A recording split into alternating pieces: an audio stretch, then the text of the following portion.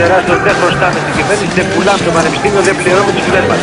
Και έτσι λοιπόν η Εθνική Συλλογή που τελειώνει κατάληψη, εδώ η ομάδα περίπου των 100 φοιτητών συμπαραστέκεται στους εργαζόμενους που είναι στις καταλήψεις στα Υπουργεία.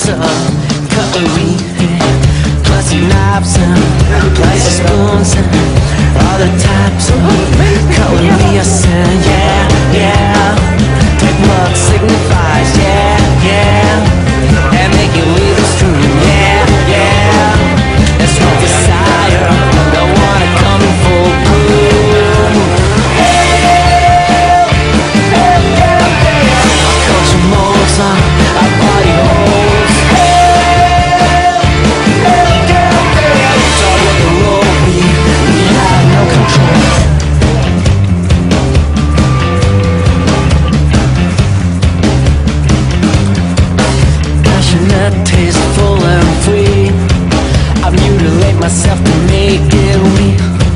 A heart beating in the wrong kind of chest. Hair of sweat and the man we miss to say, yeah, yeah. Take what signifies, yeah, yeah. And make it legal true, yeah, yeah. A sweet desire, don't wanna come in full bloom. I cut your moves on, I body home.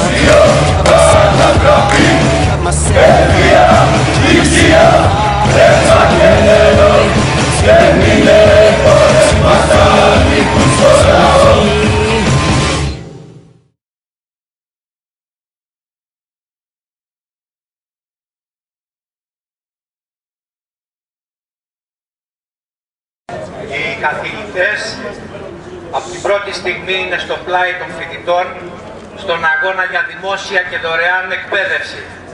Πρώτα στα πανεπιστήμια, μετά στα σχολιά της δημόσιας εκπαίδευσης κατεδαφίζουν ουσιαστικά ότι έχει χτιστεί τα 100 τελευταία χρόνια σαν δημόσιο σχολείο. Δεν μπορεί η εκπαιδευτική κοινότητα να μείνει απαθής. Πρέπει όλοι να βγούμε στους δρόμους. Ήδη και οι μαθητές και οι φοιτητές, σε λίγο και οι εκπαιδευτικοί θα είναι όλοι μαζί και θα ανατρέψουμε αυτή την πολιτική, αυτή την κυβέρνηση που με τόσο απίθανη μανία προσπαθεί να δημιουργήσει μια νέα κατάσταση ενάντια στους εργαζόμενους, ενάντια στον εκπαιδευτικό κόσμο. Όλοι μαζί να νικήσουμε. Η υποκατάληψη τελούν το Υπουργείο Οικονομικών, το Υπουργείο Αγροτικής Ανάπτυξης, η Γενική Γραμματεία Εμπορίου στην Κάνικο, το Υπουργείο ΠΕΧΟΔΕ, το Υπουργείο Δικαιοσύνης, το Υπουργείο Παιδείας, το Υπουργείο Πολιτισμού, το Υπουργείο Υγείας. Ως πρωτοβουλία εργαζομένων στο Υπουργείο Παιδείας, στηρίζουμε τον αγώνα σας. Πιστεύουμε ότι είναι αγώνας όχι μόνο δικός σας αλλά και δικός μας, αγώνας όλης της κοινωνίας απέναντι σε αυτά τα μέτρα, σε αυτή την πολιτική που στερούν το μέλλον από εσάς, από εμάς, από τα παιδιά μας, από τα εγγόνια μας και από τα παιδιά που δεν θα γεννηθούν ποτέ, γιατί πολλοί από τους νέους μας δεν θα έχουν δυνατότητα να κάνουν οικογένεια. Θεωρούμε ότι είναι ένας αγώνας όχι μόνο των φοιτητών, αλλά όλων των εργαζομένων, όλης της κοινωνίας. Είμαστε μαζί σας, σας στηρίζουμε.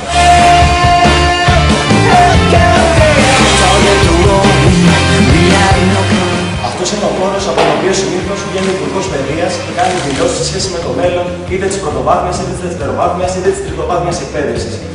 Αυτή τη φορά από αυτό το χώρο, από το χώρο που κάνει τις ανακοινώσεις του Υπουργός Παιδείας, αυτή τη φορά κάνουν την ανακοίνωσή του στην Φοιτητική Σύλλογη, η καταλήψη των σχολών του ΝΑΗ και του ΔΕΗ, που εδώ και 5 εβδομάδες είναι στο δρόμο του αγώνα απέναντι στον νόμο πλαίσιο. Οι φοιτητές και οι φοιτητικοί σύλλογοι βρίσκονται εδώ σήμερα για να πούν ότι θέλουν να δουν την Υπουργό Παιδείας την επόμενη φορά που θα βγει από εδώ να εξαγγέλει ότι ο νόμος αυτός δεν θα περάσει, ότι ο νόμος αυτός δεν θα αποτελέσει πραγματικότητα στο Ελληνικό Πανεπιστήμιο. Μας έχουν πει πολεμένους, μας έχουν πει μειοψηφίες, μας έχουν πει ότι είμαστε μια γενιά του καναπέ, αλλά δεν αγωνόμαστε, διότι πάντα αυτούς που αγωνίζονταν έτσι τους αποκαλούσαν. Δηλώνουμε ότι θα βρεθούμε μαζί με όλους τους εργαζόμενους, θα βρεθούμε μαζί με όλη την εκπαίδευση στον αγώνα για την ανατροπή αυτής της πολιτικής, στον αγώνα για την ανατροπή αυτής της κυβέρνησης, στον αγώνα για την ανατροπή αυτού του νομοσχεδίου έπρεπε.